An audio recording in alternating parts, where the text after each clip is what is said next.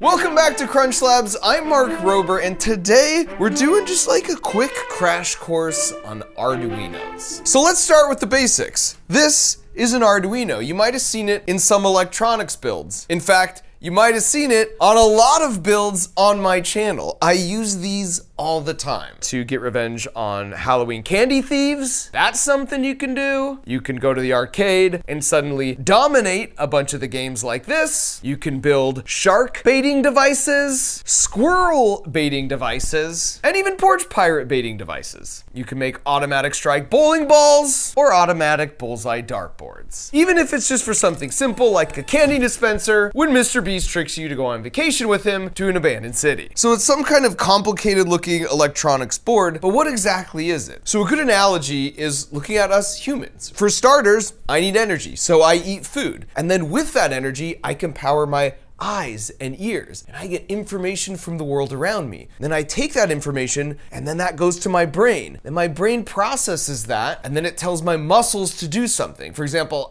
that light is kind of bright. I'm gonna raise my arm to sort of block it from hitting my eyes. Now, just like that, with these components you see in front of me, first of all, there's a battery pack that powers this whole system. So that's like me eating things to have energy. Right here, we have a sensor. In this case, it picks up IR signals. This is like our ears and eyes. We call this an input. So it takes that information, sends it right here to the brain, that Arduino microcontroller. It does some thinking, and then it sends information down these wires to these servo motors. These are the outputs, or the effectors. And sure enough, if we test this out, I'm gonna send a signal to the input. You can see the Arduino thinking about here as it lights up, and then it tells the muscles to do something. In this case, for this yaw motor to spin around. Now I'm gonna be honest.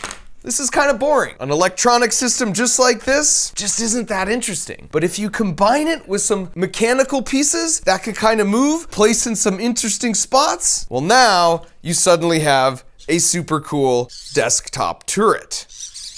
And you can see it's this exact system just applied here. There's 3 servo motors here, here, and here. We've got our brain right here and our battery pack right here. And now I can spin this all around. I can go down and up just by controlling the different servo motors. And of course, I could fire my darts.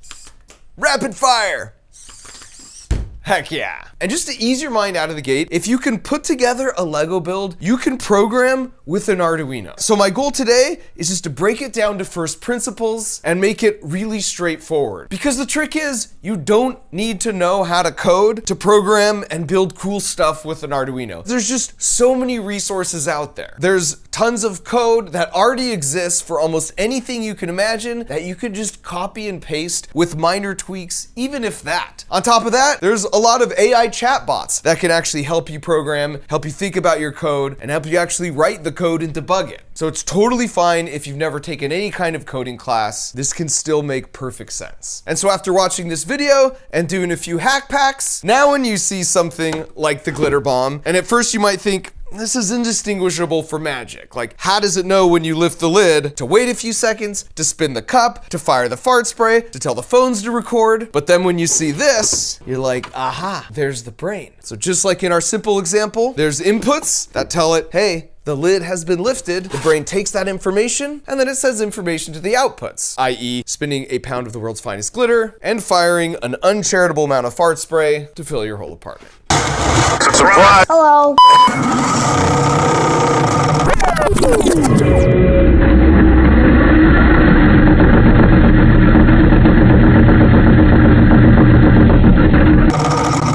Keep the change, you filthy animal. Operation Whoever Smelt It Dealt It initiated.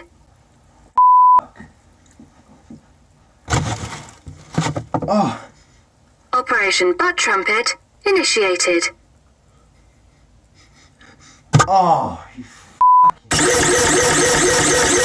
Alright, we get it, okay. Smells like shit in here.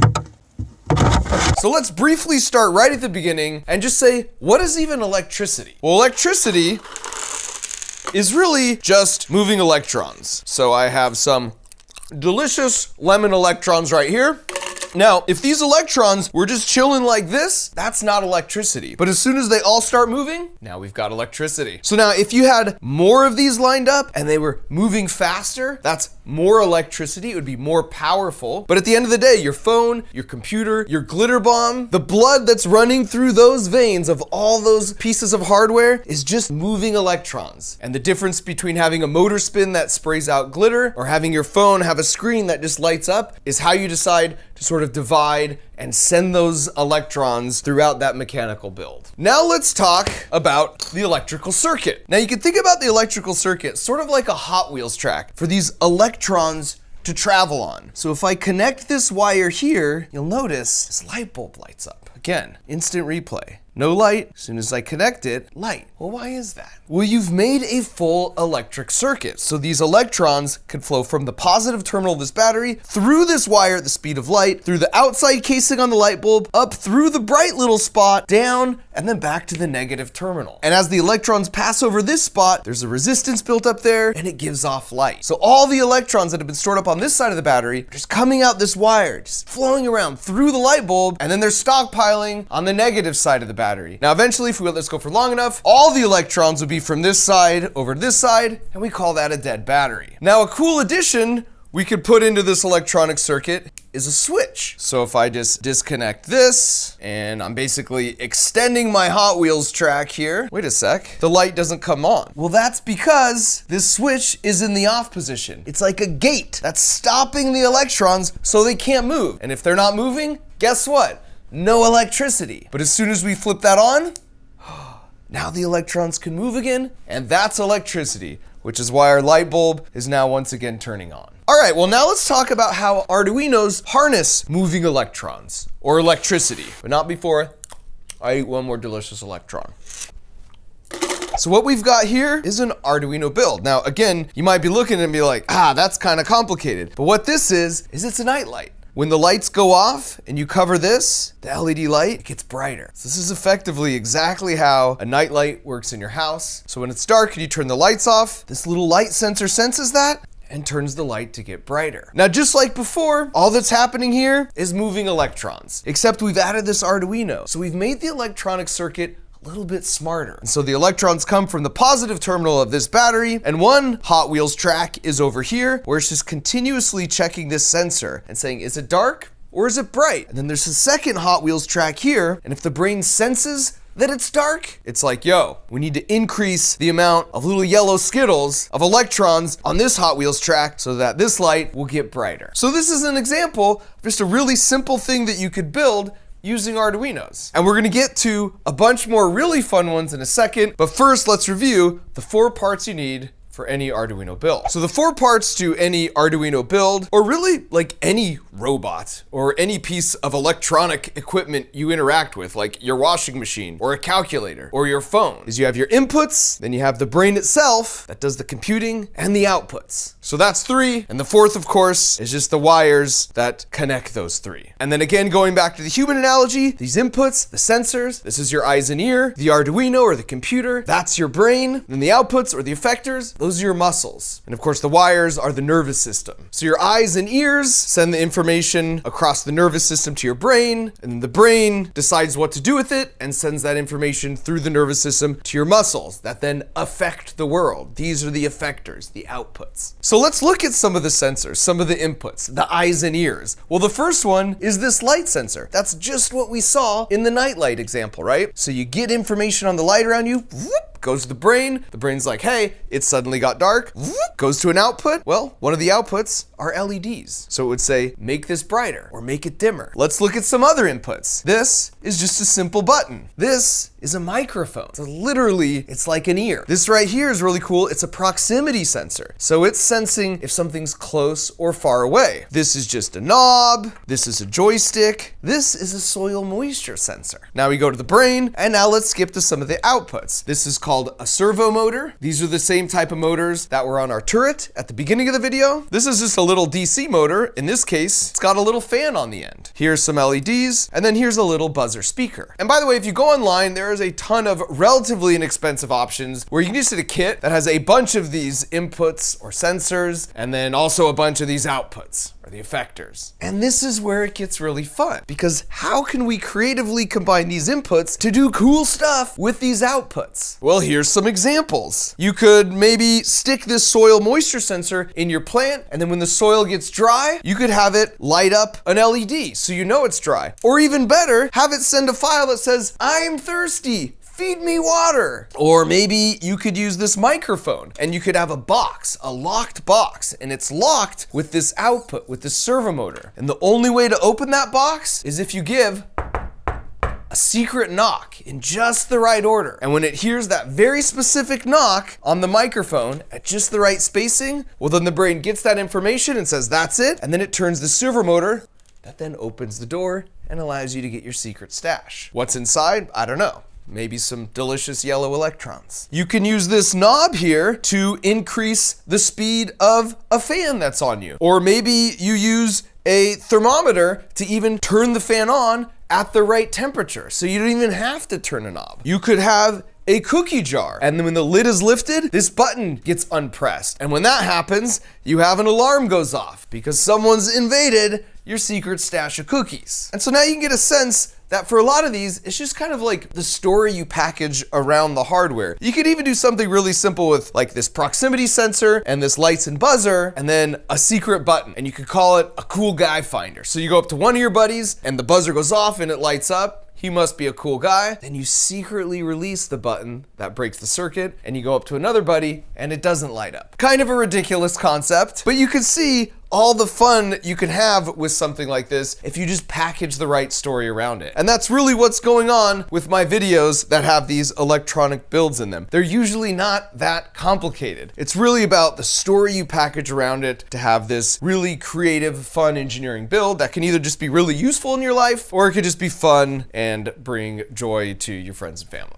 All right, so now that we've got a pretty good overview of what you can do with Arduinos and microcontrollers, I just want to go one level deeper really briefly to talk about how you actually put new code onto this thing or swap out the brain. So now it knows when it gets some information from a soil moisture sensor, what to do with that information. Because that's a different brain than the one that looks for a specific set of knock-knocks before opening the box, right? For each one of those, you just swap out the brain so it knows what this input is and then what to do with it. And before we do that, I do want to briefly mention, I'm saying Arduino and microcontroller sort of interchangeably. Arduino is the name of the company, they're open source, they're super, super cool. They basically got this whole movement started. And so massive props to them. There's different types of board. This is the Arduino Uno. It's very common. The nice part about this is you've got these header pins, so your wires can just plug like directly into the board, which is pretty convenient. Now in the case of HackPack, technically this isn't an Arduino because we made our own version, so it's just a microcontroller. So like an Arduino is a specific brand of microcontroller in the same way that Tesla is a specific brand of car. So let's just take a quick look about what the software looks like and how you actually do